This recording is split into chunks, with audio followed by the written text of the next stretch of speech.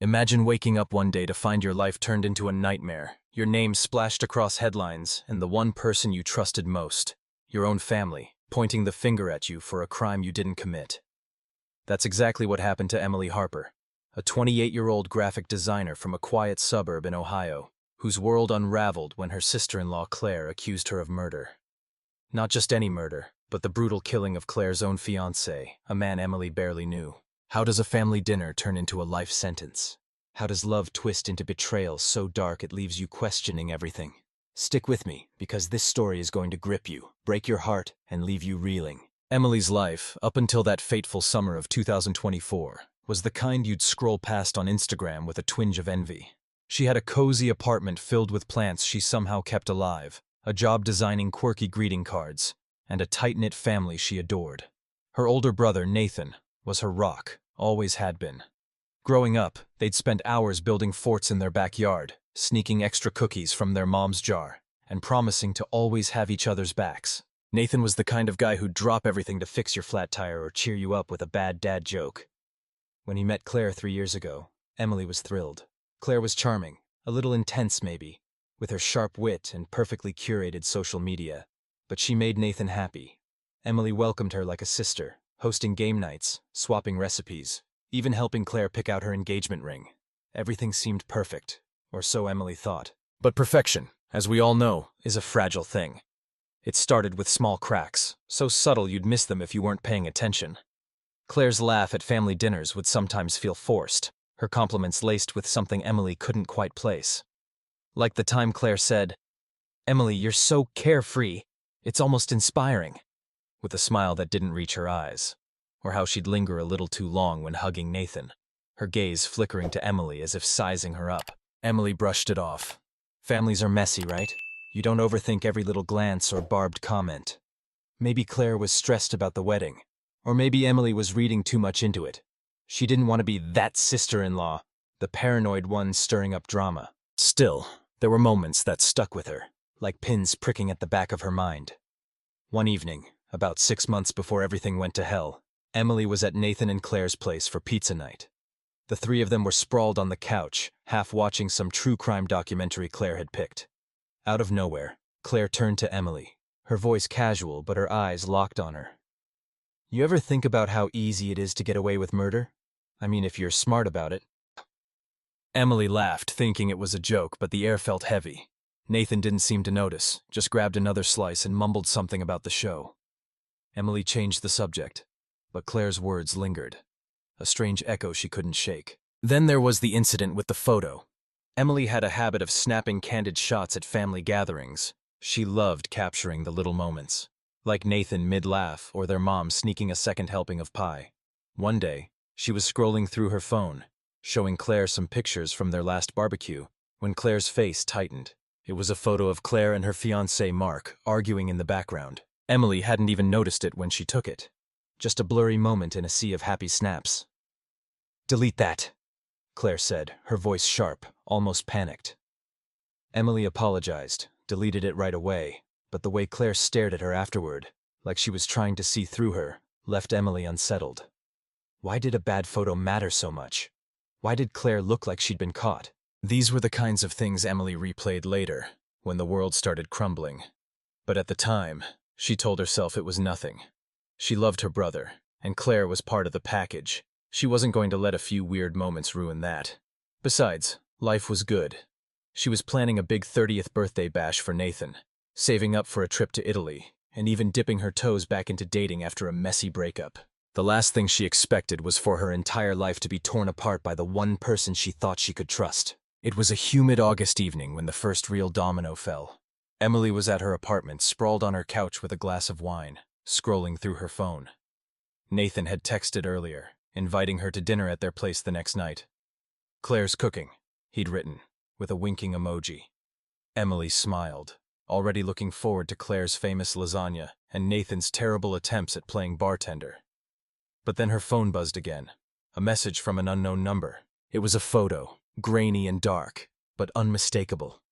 Claire, standing in a dimly lit alley, talking to a man Emily didn't recognize. The man's face was half hidden, but Claire's expression was intense, her hands gesturing wildly. Below the photo, a single line of text. She's not who you think she is. Emily's stomach dropped. Her first instinct was to call Nathan, but something stopped her. What if this was a prank? Or worse, what if it was real? She stared at the photo, her mind racing. Who sent this? Why? She tried texting the number back, but it was disconnected. She zoomed in on the image, searching for clues, but it was too blurry to make out anything concrete. All she knew was that Claire looked different, not the polished, bubbly woman who posted blessed captions on Instagram. This Claire looked secretive, almost dangerous. For the next hour, Emily paced her apartment, the wine forgotten. She wanted to believe it was a mistake, some kind of misunderstanding. But the photo gnawed at her, and so did Claire's recent behavior. The cryptic comments, the cold stares, the way she'd started pulling Nathan away from family time, claiming they needed couple time. Emily thought about confronting Claire at dinner tomorrow, but the idea made her chest tighten. What if Claire laughed it off? Or worse, what if she got angry? Emily didn't know what she was dealing with, but she knew one thing: she couldn't ignore this. The next day, Emily drove to Nathan and Claire's house, the photo burning a hole in her pocket. She'd saved it to her phone, unable to delete it. Dinner was supposed to be normal, just another family night, but Emily's nerves were shot. When she walked in, Claire greeted her with a hug that felt too tight, her smile too wide. Nathan was in the kitchen, stirring a pitcher of margaritas, oblivious to the tension. The evening dragged on, every laugh and clink of glasses feeling like a countdown to something Emily couldn't name. She kept stealing glances at Claire, searching for a hint of the woman in that alley. But Claire was all charm, all warmth, the perfect hostess. Then, halfway through dinner, it happened. Claire excused herself to grab more wine from the basement. Emily, her heart pounding, followed her. She didn't know what she was going to say, didn't even know if she'd mention the photo. But she needed to see Claire alone, to look her in the eye and figure out what was going on. The basement was dim, the air cool and musty. Claire was rummaging through a shelf, her back to Emily. "Claire," Emily started, her voice shaky. Claire turned, and for a split second her face was unguarded, cold, calculating, nothing like the Claire Emily knew. Then the mask slipped back on and she smiled. "What's up, Em? You okay?" Emily opened her mouth, the words caught in her throat. She wanted to ask about the photo, about the man, about everything. But before she could, Claire's phone buzzed on the shelf, lighting up with a notification. Emily's eyes flicked to it, and her blood ran cold. The screen showed a text from an unknown number, just 3 words. "He's gone." "Good." Claire snatched the phone, her smile faltering, but not before Emily saw the truth in her eyes. Something was wrong. Something was terribly wrong. And that's when Emily realized she wasn't just dealing with a strange photo or a few off vibes. She was standing in the middle of a storm, and Claire was at the center of it. What had Claire done? And why did Emily feel like she was the one in danger? If you're wondering how this dinner turned into a nightmare that would destroy Emily's life, you're not alone. Because what happened next? It's something you won't believe. Emily stood frozen in that dim basement, the air thick with the musty smell of old boxes and the weight of what she'd just seen. Claire's phone screen burned into her mind. "He's gone." Good. 3 words that felt like a punch to the gut. Her sister-in-law's smile, that polished, perfect smile, was still plastered on, but it didn't reach her eyes.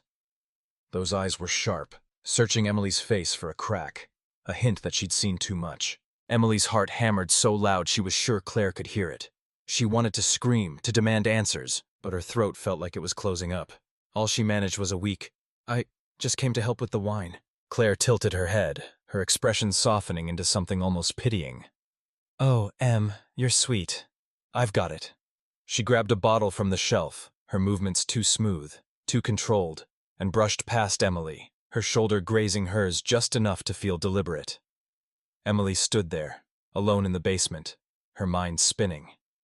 Who was he? Why was Claire acting like nothing happened? And why did Emily feel like she'd just stepped into a trap? Back upstairs, dinner continued like a scene from a play where everyone knew their lines except Emily. Nathan was laughing, pouring margaritas, oblivious to the storm brewing under his roof. Claire was the perfect hostess again, refilling plates, teasing Nathan about his cooking skills. But Emily couldn't eat. Every bite of lasagna tasted like ash. She kept replaying the text, the photo from the unknown number, Claire's cold stare in the basement. She wanted to pull Nathan aside, show him the photo, tell him everything. But Claire was always there, hovering, her gaze flickering to Emily like a predator watching prey. Emily felt trapped in her own brother's house, every smile and laugh a lie she couldn't escape. That night, Emily barely slept. She lay in her apartment, the photo still saved on her phone, staring at the ceiling as questions gnawed at her. Who sent the picture? Why warn her about Claire? She thought about calling the police, but what would she say? My sister-in-law got a weird text and looked at me funny? They'd laugh her out of the station. She thought about confronting Claire directly. But the memory of that basement moment, Claire's unguarded, icy expression, made her stomach churn. Instead, she did the only thing she could think of. She started digging. Emily wasn't a detective, but she was stubborn.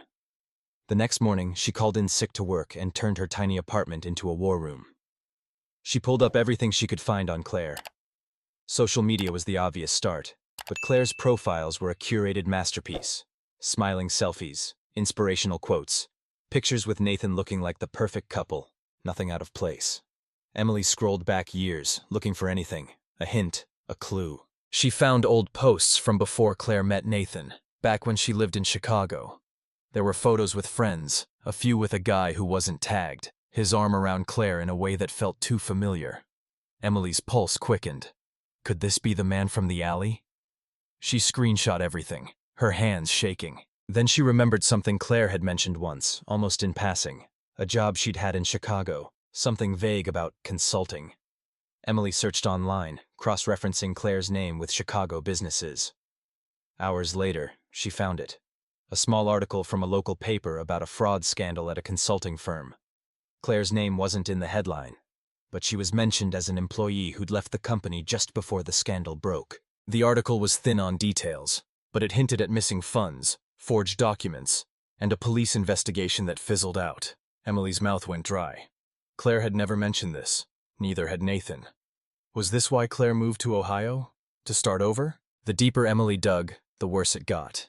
She found a forum thread, buried in some obscure corner of the internet, where former coworkers anonymously trashed someone who sounded a lot like Claire. Manipulative, one wrote. Always had an angle, said another. She'd smile to your face while stabbing you in the back. Emily's stomach twisted. This wasn't the Claire she knew, the one who baked cookies for neighbors and cried at rom-coms, or was it? She thought back to the little moments, the sharp comments, the way Claire always seemed to know exactly what to say to get her way. Had Emily been blind this whole time? By the end of the day, Emily was exhausted, her eyes burning from staring at her laptop. She'd found enough to know Claire wasn't who she seemed, but nothing concrete enough to take to Nathan. She needed more. She needed to know who sent that photo, who the man in the alley was, and what "he's gone" meant. So against every instinct screaming at her to stop, she decided to go back to Nathan and Claire's house. Nathan had given her a spare key ages ago, for emergencies. She told herself this qualified. She'd wait until they were out, slip in and look for something. Anything. The next evening, Emily parked a block away from their house, her hands sweaty on the steering wheel. Nathan had mentioned they were going to a friend's engagement party, so the house would be empty. She waited until she saw their car pull out, Claire's laughter echoing as they drove off. Then she moved. The key felt heavy in her hand as she let herself in, the house eerily quiet. She didn't know what she was looking for. Papers, a journal, anything that might explain Claire's secrets. She started in the home office, rifling through drawers, her heart pounding every time a car passed outside. Nothing. Just bills, wedding plans, Nathan's old tax returns. Then she went to the bedroom. It felt wrong, invasive, but Emily was past caring. She checked the nightstands, the closet, even under the bed. That's when she found it. A small, locked box tucked behind a pile of shoeboxes. It was metal, heavy, with a combination lock. Emily's hands shook as she tried random numbers. Claire's birthday, Nathan's, their anniversary. Nothing worked. She was about to give up when she heard the front door creak open. Her blood ran cold. They weren't supposed to be back for hours. She shoved the box back, her mind racing. Footsteps echoed downstairs, slow and deliberate. Emily crept to the bedroom door, peering down the hall. The lights were still off, but she could hear someone moving, the faint rustle of fabric. Then Claire's voice, low and sharp, talking to someone on the phone. No, it's fine. She doesn't know anything. I made sure of it. A pause. Just stick to the plan. We're too close to mess this up. Emily's legs felt like jelly. She backed into the bedroom, her breath shallow. Claire was talking about her. She had to get out, but the only way was past Claire. She grabbed her phone, her hands trembling so badly she nearly dropped it, and texted Nathan. At your house. Claire's here. Help. She didn't know if he'd see it, didn't know if he'd even believe her. The footsteps were getting closer, climbing the stairs. Emily ducked into the closet, pulling the door shut, her heart in her throat. She could hear Claire now, pacing the hallway, still on the phone. I'll handle it. She's not a problem, not yet. The closet was suffocating, the smell of Claire's perfume overwhelming. Emily clutched her phone, praying Nathan would text back, praying she'd misheard. But then she heard something worse, a low metallic click, like a lock being undone. Claire was in the bedroom now, muttering to herself. Emily couldn't make out the words, but the tone was angry, almost frantic. Then, a sound that made Emily's blood freeze, the unmistakable clatter of a gun being set on the dresser. Emily's mind screamed. A gun? Why did Claire have a gun? She thought of the text.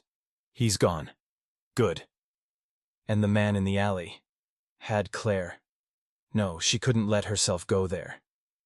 But the pieces were falling into place, and they painted a picture so dark Emily could barely breathe. Claire wasn't just hiding something. She was dangerous. And Emily was in her house, in her closet, with nowhere to run. Then her phone vibrated, a soft buzz that felt like a bomb going off in the silence. Claire stopped talking. The room went deathly quiet. Emily's heart stopped as she saw Nathan's name on the screen, his text flashing. What's going on? Where are you? Before she could silence it, the closet door flew open, and Claire stood there, her face a mask of fury. In her hand was the gun, pointed straight at Emily. You shouldn't have come here, Claire said, her voice low, almost a growl. You really shouldn't have. What did Claire want? Why was she holding a gun? And how was Emily going to get out of this alive? The truth was coming, and it was uglier than anyone could have imagined. The closet felt like a coffin, the air so thick Emily could barely breathe. Claire stood in the doorway, her silhouette framed by the dim bedroom light, the gun in her hand steady and unforgiving. Her eyes, usually so warm and inviting, were now cold, calculating, like a stranger's. Emily's phone was still clutched in her trembling hand, Nathan's text glowing accusingly. What's going on? Where are you? She wanted to scream, to beg, but her voice was trapped somewhere deep inside her, smothered by fear. Claire's words echoed in her head. You shouldn't have come here. Each syllable dripping with a menace Emily had never imagined possible from the woman she'd once called family. Claire, Emily finally managed, her voice a hoarse whisper. Please. I don't know what's happening. Just put the gun down. She raised her hands slowly, palms open, as if that could somehow stop the nightmare unfolding in front of her. Claire didn't move, didn't blink. For a moment, the only sound was Emily's ragged breathing and the faint hum of the air conditioner. Then Claire laughed, a sharp, bitter sound that cut through the silence like a knife. You really don't get it, do you? Claire said, stepping closer, the gun still trained on Emily. You think you can just poke around, play detective, and everything will be fine? You're in over your head, Emily. You always have been. Her voice was laced with something darker than anger. Disdain, maybe, or something even worse. Emily's mind raced, trying to piece together what Claire meant. The photo, the text, the locked box, the man in the alley, none of it made sense, but it was all connected, and Claire was at the center of it. I saw the text, Emily blurted, desperation pushing the words out. On your phone. He's gone. Good. Who's gone, Claire? What did you do? It was a gamble, throwing it out there, but Emily had nothing left to lose. Claire's face twitched, just for a second, a crack in her composure. Then she smirked, like Emily had just told a bad joke. You're so predictable, Claire said, lowering the gun slightly, but not enough to ease Emily's panic. Always sticking your nose where it doesn't belong. You want to know who's gone? Fine, I'll tell you, but you're not going to like it. She stepped back, leaning against the dresser, the gun still in her hand but now resting casually, almost mockingly. Mark's gone, my fiancé, the man I was supposed to marry, dead. And you know what? I'm not sorry. Emily's stomach lurched. Mark, Claire's fiancé, the man whose face she'd barely remembered from that blurry photo at the barbecue. Dead? Her mind scrambled to process it. What happened to him? She stammered, her voice barely audible. Claire's smirk faded, replaced by something harder, colder. He was a problem, Claire said simply, as if she were talking about a broken appliance. Always asking questions, digging into things he shouldn't. Sound familiar? She tilted her head, her eyes boring into Emily's. He thought he could control me, thought he knew me, but he didn't. And when he got too close to the truth, well, let's just say he had to go. Emily's knees buckled, and she grabbed the closet doorframe to steady herself. You killed him? The words felt unreal, like they belonged in one of those true crime documentaries Claire loved, not in her brother's bedroom. Claire didn't answer directly, just shrugged, her expression unreadable. But the silence was answer enough. Emily's heart pounded so hard it hurt. She thought of Nathan, her sweet, clueless brother, who loved this woman, who was planning a life with her. Did he know? Could he know? Claire, please, Emily said, tears stinging her eyes. Nathan loves you. He's my brother. Whatever's going on, we can fix it. Just tell me the truth. She was pleading now, her voice cracking, but Claire's face didn't soften. If anything, it grew harder, her lips curling into a sneer. Nathan, Claire spat, like the name was a curse. You think this is about him? God, you're so naive. Nathan's just collateral, a means to an end. You both are. She stepped closer, the gun rising again, and Emily flinched, pressing herself against the closet wall. You want the truth, Emily? Here it is. I've been planning this for years. Mark was just the first step, and you're the perfect scapegoat. Emily's blood ran cold. Scapegoat? Her mind flashed to the photo, the text, the way Claire had been watching her, manipulating every moment. What are you talking about? She whispered, her voice trembling.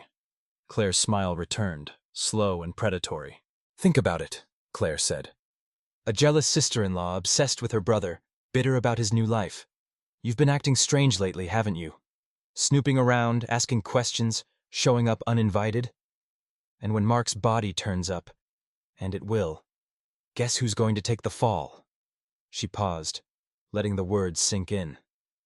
You've been leaving a trail, Emily. Your fingerprints are on my phone, in this house, all over my life, and I've made sure everyone knows how unstable you've been. Emily's world tilted. She thought of the dinner, the basement, the way Claire had orchestrated every moment. The photo from the unknown number, was that Claire's doing too? A setup? Her chest tightened, panic clawing at her. You're framing me, she said, the realization hitting like a freight train. You killed Mark, and you're framing me for it. Claire clapped slowly, mockingly. There it is. Took you long enough. But here's the thing, Emily. No one's going to believe you. Not Nathan, not the LGBTQ+, not the cops. I've made sure of that. She stepped closer, her voice low and venomous. You're alone, Emily. And you're done. Emily's mind screamed. She wasn't just fighting for answers now. She was fighting for her life. She thought of Nathan, of their childhood, of the promise they'd made to always protect each other. She couldn't let Claire win. She wouldn't. But the gun was still in Claire's hand, and Emily was trapped, her back against the wall, both literally and figuratively. She needed a way out, a way to turn this around. And then she remembered the phone in her hand, Nathan's text still open. If she could just reach him, just get him here. Claire, Emily said, forcing her voice to steady. You're wrong about one thing. I'm not alone. Nathan's on his way. I texted him. He knows I'm here. It was a half-truth, but she prayed it would buy her time. Claire's eyes narrowed, and for the first time, Emily saw a flicker of uncertainty. But it vanished as quickly as it came. Then we'd better make this quick, Claire said, raising the gun again. Say goodbye, Emily. But before she could pull the trigger, the bedroom door burst open, and Nathan stood there, his face pale, his eyes wide with confusion and fear. Claire? Emily? What the hell is going on? His voice was a lifeline, a crack in Claire's perfect plan. Emily's heart leapt. She wasn't alone anymore. But Claire didn't flinch. She turned, the gun still in her hand, and smiled at Nathan like nothing was wrong. Oh, Nathan, thank God you're here, she said, her voice suddenly soft, panicked. Emily, she's lost it. She broke in. She's been screaming about Mark, threatening me. I had to protect myself. She gestured to the gun, her eyes filling with tears so convincing Emily almost believed her. Nathan's gaze darted between them, his trust in Claire battling the sight of his sister cowering in the closet. "Nathan, no!" Emily cried, her voice raw. "She's lying. She killed Mark. She's framing me." Tears streamed down her face as she stumbled out of the closet, reaching for him. "You have to believe me. She's not who you think she is." Nathan's face crumpled, torn between the two people he loved most. He took a step toward Emily, then stopped, looking at Claire, whose tears were flowing freely now. "Claire, tell me she's wrong," he said, his voice breaking. "Tell me this isn't true." Claire's mask held for a moment longer, but then something shifted. Maybe it was Nathan's voice. Maybe it was the weight of her lies finally cracking. Her tears stopped, and her face hardened. "You want the truth, Nathan?" she said, her voice cold. "Your sister's a liability, and so are you." What happened next would change everything. Claire's plan was unraveling, but she wasn't done yet. And the truth about Mark's death was about to explode in a way no one could have predicted. The bedroom was a pressure cooker, the air thick with betrayal and the metallic tang of fear. Claire's words hung like a guillotine over Nathan and Emily. "Your sister's a liability, and so are you." Her voice was ice, stripped of the warmth that had once fooled them both. The gun in her hand gleamed under the bedroom light, a silent promise of what she was capable of. Nathan stood frozen, his eyes darting between his fiancée and his sister, his world crumbling in real time. Emily's heart pounded, her body screaming to run, but her feet were rooted to the floor. This was it. The moment where everything would either break or burn. Nathan's voice cracked as he took a shaky step forward. "Claire, put the gun down. Whatever this is, we can talk. Just, please." His hands were raised, palms out, like he was trying to tame a wild animal. But Claire wasn't wild. She was calculated, every move deliberate. Her lips curled into a faint, bitter smile, and Emily saw it then. Claire wasn't just dangerous, she was done pretending. "Talk?" Claire said, her voice dripping with mockery. "Oh, Nathan, you're so predictable, always thinking you can fix things with a hug and a heart-to-heart. You really think I'd let it get this far if talking was an option?" She shifted the gun slightly, pointing it at Nathan now, and Emily's stomach lurched. Nathan flinched, but didn't back down, his eyes locked on Claire's, searching for the woman he thought he loved. Emily's mind raced. She had to do something, anything, to stop this. Claire was unraveling, but she was still in control, still holding the gun. Emily's phone was still in her hand, the screen dark now, but she remembered the text she'd sent Nathan. If she could just buy time, maybe someone else would come. Maybe the police. Maybe a miracle. "Claire," she said, her voice steadier than she felt. "You don't have to do this. Whatever you did to Mark, you can still walk away. We won't tell anyone. Right, Nathan?" She glanced at her brother, praying he'd play along. Nathan nodded, his face pale. "Yeah, Claire, I love you. We can figure this out. Just put the gun down." His voice was pleading, but Emily could hear the tremor in it, the dawning realization that the woman he'd planned to marry was a stranger. Claire's smile faded, replaced by a look of pure contempt. "You two are pathetic," she spat. "You think this is about love? About us? This was never about you, Nathan. Or you, Emily. You were just convenient." She took a step back, the gun still trained on them, her movements deliberate. "Mark was getting too close, asking questions about my past, my money. He thought he could threaten me, expose me, so I took care of him, and you, Emily, you were the perfect patsy, the jealous sister-in-law, always hovering, always meddling. It was so easy to plant the seeds, to make you look unhinged." Emily's blood ran cold. The pieces were falling into place, each one sharper than the last. The photo from the unknown number, the way Claire had orchestrated every moment to make Emily seem unstable. It was all part of a plan. "You sent the photo," Emily said, her voice barely a whisper. "You wanted me to find it, to make me suspicious, to make me dig." Claire's silence was confirmation, her eyes glinting with something almost like pride. "Smart girl," Claire said. "Too bad you're too late." She glanced at Nathan. her expression softening for a split second, and Emily saw it, a flicker of something human, something that might have been regret, but it vanished as quickly as it came. "I didn't want it to end like this, Nathan, but you had to come home. You had to ruin it." Nathan's face crumpled, tears welling in his eyes. "Claire, how could you? I trusted you. I loved you." His voice broke, and Emily's heart shattered for him. She wanted to reach out, to pull him close, but Claire's gun kept them frozen. Then, in a moment that felt like it stretched forever, Nathan lunged forward, grabbing for the gun. Emily screamed as the room erupted. Claire shoved him back, the gun swinging wildly, and a deafening bang split the air. Emily's ears rang, her vision blurring as she stumbled back. Nathan was on the floor, clutching his shoulder, blood seeping through his fingers. Claire stood over him, her face a mask of shock and fury. "You idiot!" she screamed, her composure finally cracking. Emily didn't think. She dove at Claire, tackling her to the ground, the gun skittering across the floor.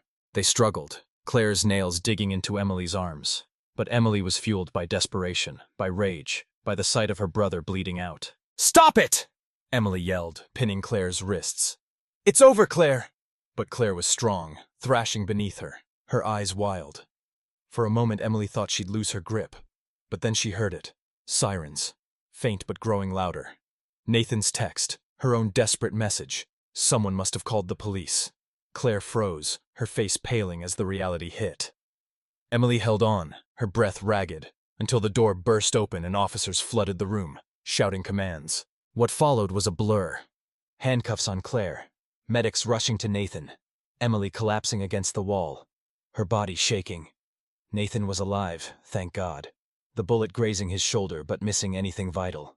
Claire was taken away, her face blank. No trace of the charming woman who'd once been part of their family. Emily sat by Nathan's hospital bed that night, holding his hand, both of them too raw to speak. The truth had come at a cost, but they were still here, still breathing. The weeks that followed were a storm of their own. Claire's trial was a media circus, every detail of her past dragged into the light. The fraud scandal in Chicago, the forged documents, the money she'd siphoned off. It was all true. And Mark had figured it out. He'd confronted her, threatened to go to the police, and Claire had killed him, staging it to look like Emily was the culprit.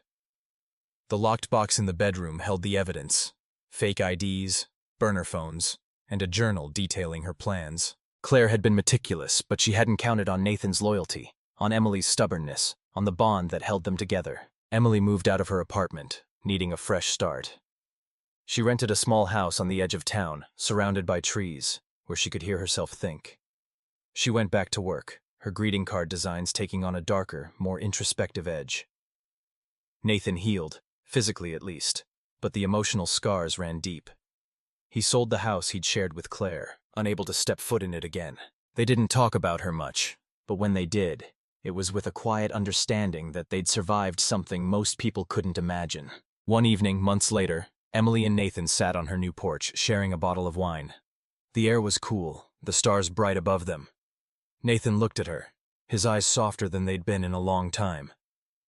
"I'm sorry, Em," he said quietly, "for not seeing it sooner, for letting her into our lives." Emily shook her head, squeezing his hand. "It's not your fault," she said. "She fooled us both. But we're here now. That's what matters." They sat in silence for a while, the weight of the past still there but lighter somehow.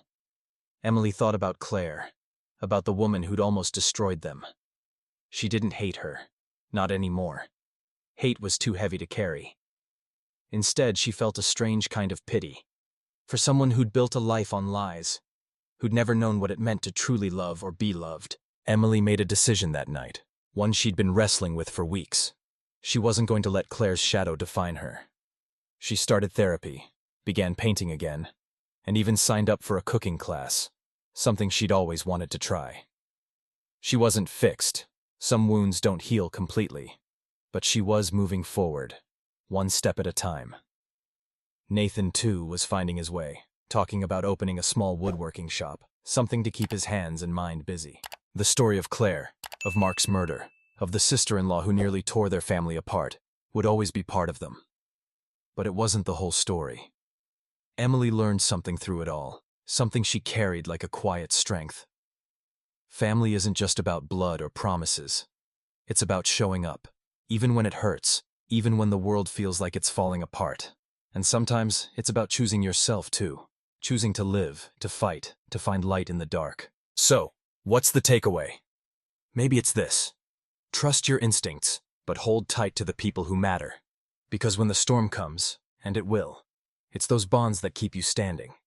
Emily and Nathan are proof of that. And as for Claire, she's a reminder that sometimes the people closest to you are the ones you need to watch the most.